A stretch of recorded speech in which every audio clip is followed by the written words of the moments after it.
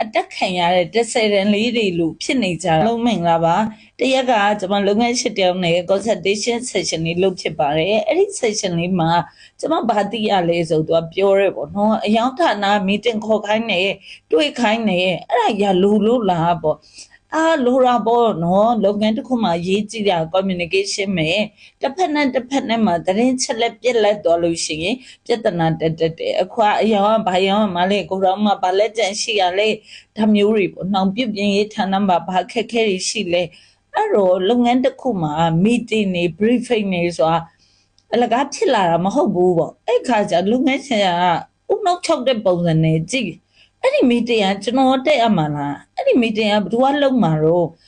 meeting မှာသူတို့တွေစကားများကုန်ဘယ်လိုလုပ်မလဲဆိုအဲ့တော့အဖြေကဘာလဲဆိုသူဒီ meeting တစ်ခုဥမဆောင်တတ်ဘူး meeting ကို supporting လုပ်မဲ့ team မရှိဘူးပေါ့နော်အဲ့ဟာတွေကိုတွတ်တွေ့ရအဲ့တော့နောက်ဆုံးမှကျွန်မနဲ့တနားကြာစကားပြောပြီးနောက်အဖြေကတော့သူလိမ့်လာတင်ယူဖို့လိုသေးတယ်သူကစိတ်သက်ပြင်းပြတယ်ခေတ်ချင်နေရအောင်မြင်တဲ့လုပ်ငန်းရှင်တယောက်ဖြစ်တယ်ဒါပေမဲ့အပြောင်းလဲတွေလုပ်ငန်းပုံကြီးထွားဖို့တွေလုပ်ငန်းထဲမှာရှိဝန်ထမ်းတွေမြဲမြံဖို့တွေမှာသူထိမ့်သိမ့်နိုင်စွမ်းအားနေတာကိုတွေ့ရတယ်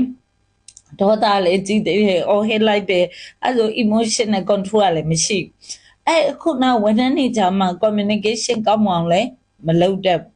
team member တွေပေါ်မှာ influence လုပ်နိုင်တဲ့ leadership power လည်းအားနည်းတယ်အဲ့တော့